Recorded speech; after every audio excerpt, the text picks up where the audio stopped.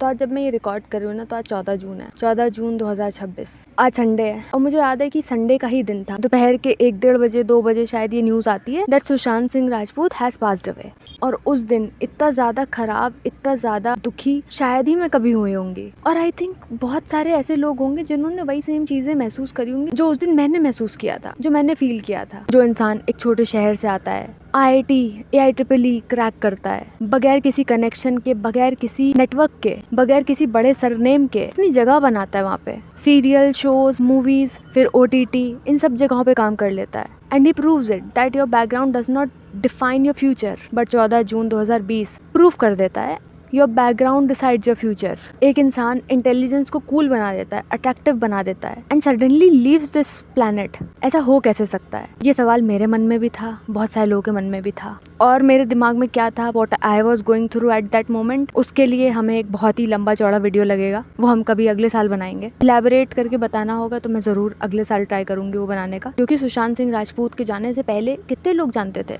Mental health issues जैसी कोई चीज़ exist करती है। लोगों के लिए सिर्फ वो पागलपन था, nothing less nothing more. Depression, stress, anxiety that was reduced to पागलपन। कि अब मुझे याद ही नहीं आता है कि डिप्रेशन की बात या मेंटल हेल्थ की बात जिस तरीके से आज होती है उससे पहले कभी होती थी। आज भी हम कोई बहुत सीरियसली नहीं लेते हैं मेंटल हेल्थ को, पर ठीक है, बात कर रहे हैं, वही बहुत बड़ी बात है। एक इतनी बड़ी ट्रेजेडी लगी सबको ये समझने में कि मेंटल हेल्थ इश्यूज एग्जिस्ट करते हैं। जिस चीज़ को लोग सालों से इग्नोर करते हुए चले आ रहे थे, वो चीज़ एग्जिस्ट करती है और जानलेवा होती है। क्योंकि सुशांत सिंह राजपूत की पासिंग अवे की जब ये न्यूज़ आती है बाहर, तब लोग शॉक में थे और दे कुड नॉट प्रिटेंड कि भाई ये सब एग्जिस्ट नहीं करते, ये सब पागलपन होता है। तब लोग इस चीज़ को डिनाई ही नहीं कर पा रहे थे क्योंकि प्रूफ उनके सामने था। कि बचपन से सबको यही सिखाया जा रहा है, सर्वाइव करो, सर्वाइव करना सीखो, सर्वाइवल ऑफ द फिटेस्ट। कुछ फील मत करो, एडजस्ट करो, दिस एंड दैट करो, कंट्रोल रखो।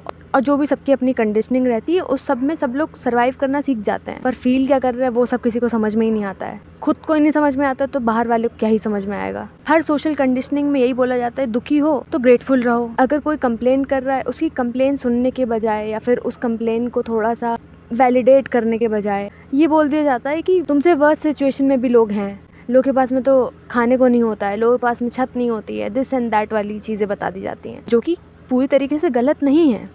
पर सामने, आपके सामने जो इंसान बैठा है वो सुनने की उसकी स्थिति है कि नहीं, वो तो देख लो। हर चीज़ में कंपैरिजन, मतलब दुख का, ग्रीफ का, उसका भी कंपैरिजन है। तुमसे बेकार स्थिति में लोग बैठे हैं, दुख का कंपैरिजन, दर्द का कंपैरिजन, ये सब कंपैरिजन करने चले आते हैं हम लोग। जैसे आपने बहुत बार ऐसी वीडियोस में कई बार देखा होगा, कोई किसी से हॉस्पिटल मिलने गया है तो वो अपना ही कंपैरिजन लेके बैठ जाता है। मतलब दुख और दर्द का भी हम कंपैरिजन करते हैं कि नहीं, उसका दुख बहुत बड़ा है। सबके लिए सबकी सैडनेस बहुत बड़ी होती है, पर सैडनेस तो सैडनेस ही है ना, पेन तो पेन ही रहेगा, कंपेयर करने से कम तो हो नहीं जाएगा। एक जगह मैंने देखा था कि बहुत ही कनेक्टेड जनरेशन है हमारी और बहुत ही लोनली जनरेशन है। मतलब 100 लोगों के कॉन्टैक्ट्स हैं हमारे पास में, पर कॉल किसको कर सकते हैं? 1-2 लोगों को ही कर सकते हैं।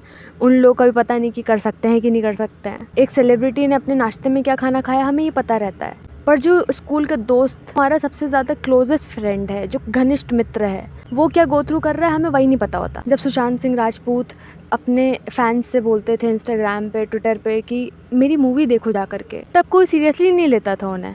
और हम लोगों को तभी सीरियसली लेना शुरू करते हैं जब उनकी कहानी खत्म हो चुकी होती है, जब वो इस दुनिया से खत्म हो चुके होते हैं। अब देखो, अब आप कितना ज़्यादा देखते होगे कि ट्विटर पे ट्रेंड चल रहा है, इधर ट्रेंड उधर ट्रेंड, हर समय ट्रेंड चल रहा है। जब जिंदा रहते उसको नहीं पूछा, जाने के बाद पूछ के उसको क्या ही मतलब है, वो तो he is resting in peace. ऐसे एक भी मूवी उसकी नहीं देखने गए होंगे। आई am a part of the society, और मैं खुद नहीं गई हूँ उनकी मूवी देखने के लिए कभी थिएटर में। हालांकि मैं उस समय तक कुछ करती ही नहीं थी, मतलब इंटरेस्ट भी तो आता है ना देखने का, वो ही नहीं था। कितने लोग थे जो सोन चुरैया देखने गए हैं, कितने लोग थे जो बहुत सारी मूवीज़ और जो रिलीज़ होती थी वो देखने जाते थे। अब उसके टैलेंटेड होने की बात करते हैं कि भाई वो बहुत टैलेंटेड था, वो बहुत इंटेलिजेंट था, बहुत क्यूरियस माइंड था, कोडिंग कर देता था, खेती बाड़ी में उसका इंटरेस्ट था, उनका स्पेस में इंटरेस्ट था, गैलेक्सीज में इंटरेस्ट था, स्टार्स में इंटरेस्ट था, एस्ट्रोनॉमी में इंटरेस्ट था। जब जिंदा थे तो ट्रोल कर दो, मूवी ना देखने जाओ, कभी वैलिडेट ही ना करो, ये तो हीरो जैसा दिखता ही नहीं है। एक इंसान के चले जाने के बाद हम उसे वैलिडेट कर रहे हैं।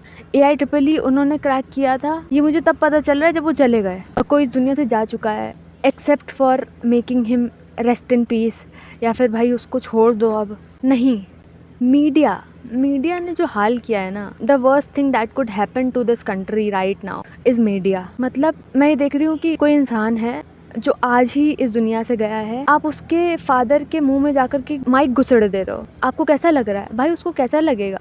उनके पिता को कैसा लगेगा? किसी का बेटा चला जाएगा, उन्हें कैसा लगेगा?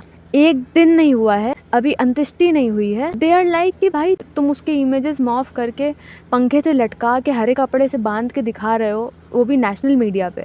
हिट विकेट हुए सुशांत सिंह राजपूत और किसी का विच ट्रायल शुरू कर दिया, विच हंटिंग शुरू कर दी। इतने निचले स्तर पे मीडिया पहुंच चुका है कि मतलब मरे हुए इंसान की मेंटल हेल्थ खराब हो जाए कि भाई क्या हो रहा है मेरे जाने के बाद, मैं अच्छा ही हुआ, आई एम गॉन। एक चीज होती है after death dignity, they can't give that dignity to that person who is no more right now. I am a part of the society. अब मेरे सामने कोई आकर के रोने लग जाएगा, कोई बहुत ज़्यादा परेशान हो जाएगा, I am not a therapist और मुझे नहीं पता कि उसे कैसे हैंडल करना है, मुझे कैसे उससे बात करनी चाहिए। कोई इंसान मेरे सामने आ गया जिसकी मेंटल हेल्थ ख़राब है, कोई रो रहा है मेरे सामने आके, मुझे नहीं पता कि उसे कैसे हैंडल करना है। पर जब कोई इंसान इस दुनिया से ही चला गया है, कम से कम तब तो उसको रिस्पेक्ट दे दो। बहुत बड़ा कमिटमेंट नहीं कर सकती हूँ, but I will always try कि मैं भले ही छोटी सी क्लिप बना के या छोटा सा पोस्ट डाल के ही सुशांत सिंह राजपूत को ट्रिब्यूट दूँ, but I will always try to give it to him.